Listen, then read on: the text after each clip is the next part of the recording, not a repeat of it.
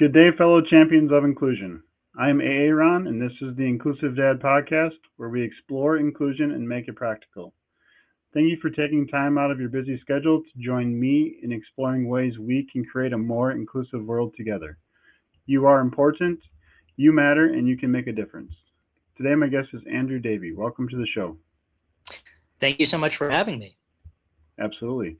Why don't you start us off by telling me a little bit about yourself? Okay, currently I'm practicing as a clinical mental health counselor. Before that, I had been a teacher. In the last decade, I had taught at the college level, at the middle school level, at the high school level, here and abroad. I also had been pursuing a writing career while I had been teaching. In 2018, I had a ruptured brain aneurysm. So that sort of changed the landscape for me a lot. And as I was managing, adjusting through that, my mother was diagnosed with ALS. So I became her caregiver at the time. That's pretty much been the last 15 years, I would say. Give or take. Sure. That's a lot of stuff. It is. Yeah. Did I see when I was looking over your stuff that you had ADHD and learning differences also growing up? No, that's I taught at a school. Okay. That the last school that I was at was an independent school in Virginia for students that had ADHD and learning differences. Okay, gotcha. Thanks for that clarification. Yeah. How was it? So you've lived in Macau and Hong Kong. How is it living in other countries? I've never lived in another country. It's very surreal. Macau is an interesting place because previously it had been a Portuguese colony. Okay. So all of the signs are in Portuguese, and the food is sort of a weird mix of Portuguese inspired Asian cuisine. Okay. Gambling is legal there, so it would otherwise be sort of like a very quiet portside community, except you have like the Luxor and Venetian hotels, and the only people who are allowed to work in casinos are the Macanese locals. So unemployment is at like 2% because everyone can get a job working at a casino. So there's always, and I think the government taxes the casino earnings. So there's a lot of money coming in. There were always new buildings being built when I was there. And it's sort of like, I guess I don't know if you've been to Atlantic City. I don't want to say it's not as Las Vegas. There seems to be much more happening. Like it's much more catered towards families and a lot of groups. Whereas in Macau, there's really not that much to do except go gambling. So I think it's probably similar to Atlantic City in a way. Sure. But yeah, it was strange. People speak English predominantly, but mostly it's Cantonese. So it was just interesting to sort of not be immersed in the culture firsthand. Sure. Interesting. But it was great. It was great. I was in Macau for a year, and then I was in Hong Kong for a year. Hong Kong's a little bit different because it is much more universal, and there are a lot more cultures there. Sure. So, but it was I would recommend everyone take some time to travel. Yeah. Yeah, I've gone to Haiti on mission, 2 mission trips. The third time, my mom and I just went down to visit some friends I had met. So I've done that, traveling out of the country. Way different than Macau, obviously, or Hong Kong. But it's interesting to like go somewhere like that and be in a different culture, see how it's so different than I'm used to living, and just that perspective was good for me for sure. Sure. Yeah. What is your definition of inclusion? I think just the opportunity to participate in something, Sure. you know, being able to provide that opportunity to anyone. It was really interesting when I was teaching. Originally, I taught at the college level, and there wasn't as much of a need to vary how I presented the material. But when I started working with middle schoolers who had ADHD, I really became aware of how to be a little bit more open for people who learn differently, because I didn't want anyone to feel like they were excluded. Right. Yeah. Yeah, that makes sense. Yeah, my daughter, she's been diagnosed with cerebral palsy and epilepsy, so we had the IEP and all that stuff throughout, elementary, middle, high school. Now she's wanting to go to take some classes at a college, and it's a different ball game. Trying to navigate that support, what's there, and how to make that work for her has been interesting. But yeah, that makes sense. Talk a little bit about maybe like the caregiving aspect. How was the caregiving for I think your mother? How did that go? Or talk a little bit about that. Yeah, so I had my own recovery from an aneurysm. Sure. Was emotionally difficult at times, where I had to kind of reconcile that my life was going to be different than I had imagined it would be when I was younger. And I found that teaching, even though it was rewarding, it wasn't going to be fulfilling anymore. So that's why I chose to go back to school and become a counselor. And then it was during that time where I began to feel comfortable sort of adjusting to life after the aneurysm that my mother was diagnosed. And in the beginning, she would have an aide come to help her every day during the morning and afternoon, and then my father would take over in the evenings. So I went to visit them for July 4th weekend of 2023, and my father told me that he was having real difficulty taking care of her by himself. So we collectively as a family thought that I would move back in with them. I could still participate in my internship, which was virtual, and I only had 2 more classes to take, so they allowed me to take them just online. So it ended up being really fulfilling to me because I still was looking for something profound that would be fulfilling for me, since my life had changed so drastically, and being able to take care of my mother was that fulfilling thing.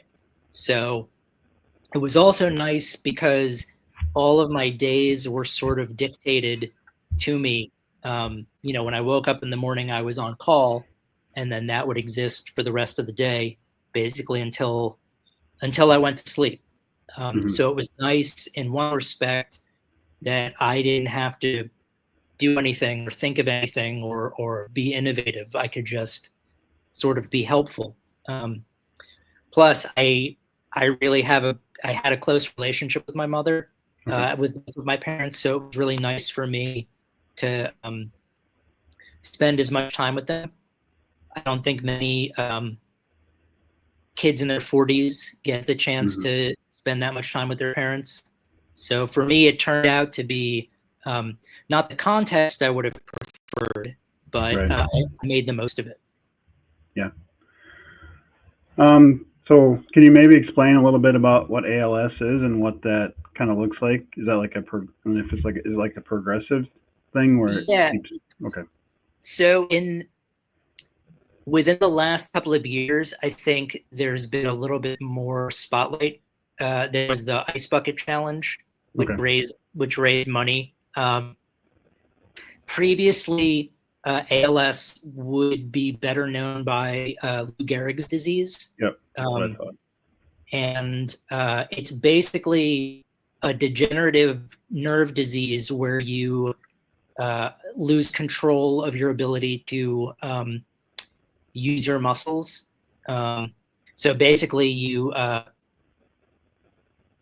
after a while, most people are unable to speak anymore. They can't move anymore, and then most people end up not being able to breathe because they can't operate their lungs. So it can look differently in terms of how it affects you. And I think some people. So my mother was officially diagnosed in 2022, and then she passed in September of 2024. So even though she had symptoms of it, it was about a 2-year period. I know there's a musician named Jason Becker who I think has had, who's still alive. I think he was diagnosed in his 20s.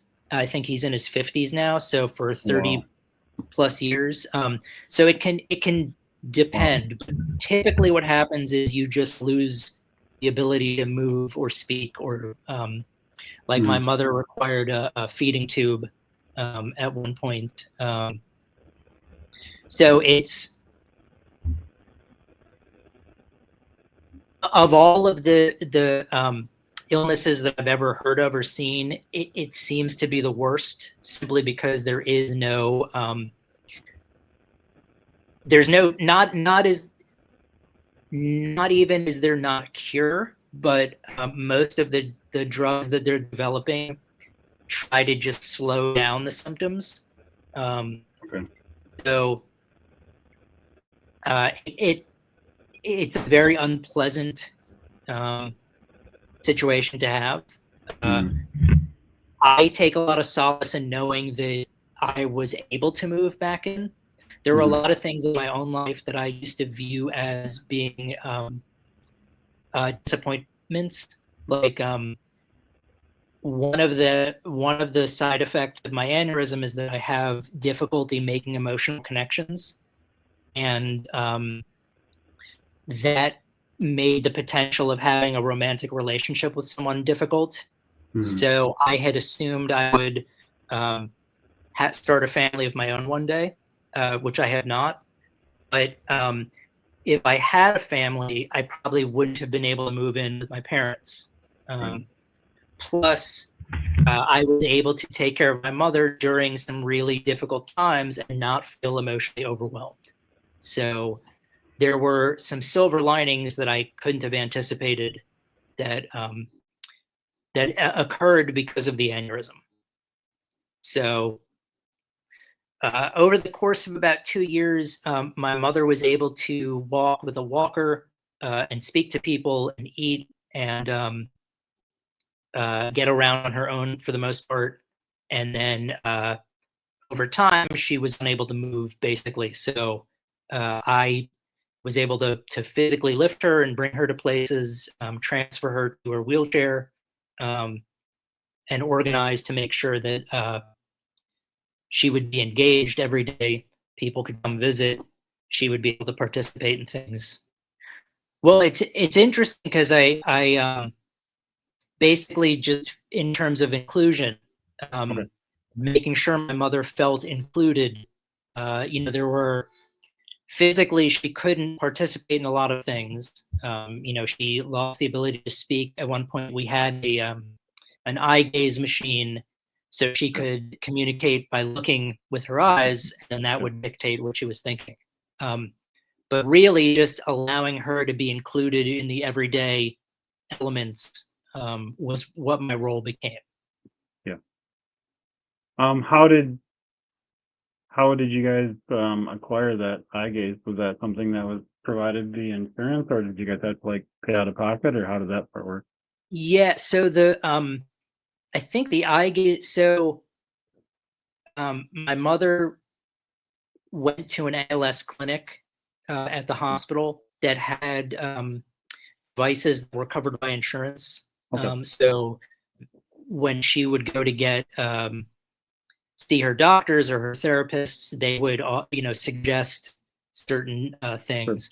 Yep. She also found a nonprofit called Compassionate Care ALS that had an inventory. When I arrived, my mother had already become familiar with a place called Compassionate Care ALS, and they had an inventory of equipment that they would loan to people who had ALS for as long as they needed it. So we were able to get a motorized wheelchair from them and a couple of other devices that proved to be very helpful.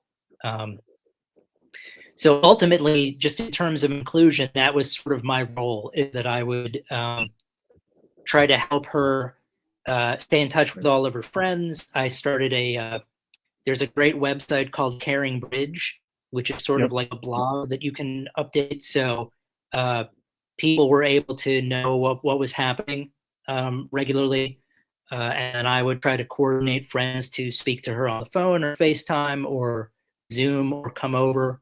And we would frequently, she enjoyed playing bridge. So we would take her to play bridge with friends. Eventually, when she was unable to play, she would just go visit. So a lot of it just sort of revolved around making sure that she had a quality of life that was better than simply existing. Yeah. Yeah, it is interesting, like you're saying, your brain aneurysm, how it kind of gave you the opportunity, maybe, so to speak, or partially to be able to help your mom in this way. So it is interesting how life changes plans or sets it up in a way you didn't think was, maybe you didn't think it that way, but it ends up turning out okay. Sure. Do you want to maybe talk about like your brain aneurysm and like inclusion related to that? I mean, Sure. how does society like view people with brain aneurysms, or are there things that you could maybe share with us that would help us to more fully include people that have had a brain aneurysm? Yeah, I mean, I'm first. Let me say I'm really fortunate that that I survived, because most people who have a ruptured brain aneurysm don't. I think the odds are not. I was about to board a plane when mine happened, so I fell on the jetway before I got on the plane, and that allowed the first responders to get to me and basically saved my life. So, and aside from that, my physical limitations are very minimal. My vision, if I move my head from side to side, I have to wait for my vision to settle. I'm sort of like a human bobblehead, but I don't get nauseated. I would say the majority of my friends who've had brain injuries have things that would prevent them from going back to work or living more fulfilling lives. I think the one thing that I learned from, actually, I was taking a grief class in graduate school. Most people who are trying to be helpful or supportive or inclusive have a problem-solving approach. Like, what can I do to help you? And I think I found through my own experience, but also working with others, that just being present and listening, how can I be here with you while you're negotiating this obstacle? So I think inclusion, I think, is just a lot more about taking more of a passive role and just being present.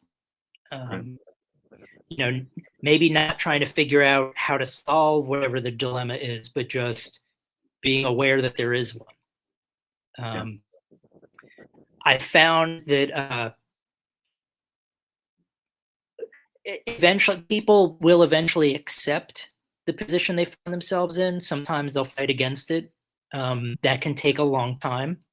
I think there's also the hope that you can help kind of rush through that to get to a point where everyone feels comfortable, but that rarely happens. So I think really just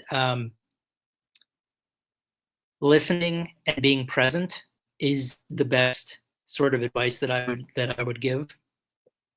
Sure. That's great. Let's see. So you're a writer too, I saw? Yeah, I have fortunately, so right before the aneurysm, I wrote my first crime fiction novella. Okay. It was going to come out in 2019, and I was really fortunate to discover after the aneurysm that I could still write. So since then, I've published a couple of more things, but I don't really look at writing as the ultimate sense of fulfillment that I had thought it would be. Now it's just something that I do that's enjoyable, and I've learned to just kind of get fulfillment from the process. Okay. So yeah, what is your process? Do you do it a little bit each day at the same time, or how do you what's your process? No, I mean, when I was teaching, Saturdays would be I would find that when I would get home at the end of the workday, I would be too tired to do anything creative. So I basically earmarked Saturday to be my day to write. Yep. Since then, I find that I can just write whenever I have the free moment. When I was teaching creative writing, I would always advise people to be as flexible as possible, because you never know when you're going to have the opportunity. Yep. If you can only write under certain conditions, then you're sort of limiting yourself. So I always suggest to practice, or try not to give yourself so many specific things that requirements, but see if you can write, while you're in a moving vehicle, if you're at a Starbucks, if you're at home, but try to be as flexible as possible. Yeah, that makes sense. That makes sense. So now you're a therapist, right? Is that what you said? Yes. What do you think? How do you think going through like your brain aneurysm and or like being a caregiver for your mom has like helped you or given you some skills to be a better therapist? Well, I think I certainly have more empathy and patience. I think those would be the two biggest pluses. Similarly, from my experience teaching students who have learning differences, just the ability to kind of present something from a different vantage point. But really, I think just being present and being patient. Those are the two big things. Yeah. Where's the best place everybody can connect with you? So I have a website. It's Andrew Davie, DAVIE.com, and that has information for books that I've written or things that I'm involved with. What is one tip you can share today that will help the listeners be more inclusive? So just something everybody can start doing today to be more inclusive. I would say it's very easy to pass judgment on things, whether or not we label them good or bad. And frequently things that we initially think are bad turn out to have a silver lining. So I would hold off on passing judgment about things. And that in and of itself will allow you to be more inclusive of things that don't have a label. Yeah, I love that. Are you ready for the last question? Absolutely. Do you like Spam lunch meat? Yes or no? I don't know if I've ever had it, Okay, that's fair. but I think I probably would like it. Okay. Yeah, I live near Austin, Minnesota, where they make Spam and where the Spam Museum is located. So I've been asking all of my guests that question just to see what their answers are. So usually a Gotcha. strong yes, a strong no, or I haven't had it. That's kind of the three categories Gotcha. I've been getting. So yeah, if you ever want to visit the Spam Museum, you got to come to Southern Minnesota. Duly noted. Yeah, awesome. Well, thank you so much for being on the show today. Thanks for working Yeah, through the technology, whatever's happening today. not a problem. Thank you so much for the opportunity. Yeah. For those listening, thank you for allowing me to be part of your journey. It is truly an honor. Please join the podcast newsletter by clicking on the link in the episode description to keep up with the latest episodes. Together, we can make the world more inclusive. Until next time, stay empowered and be a champion for inclusion.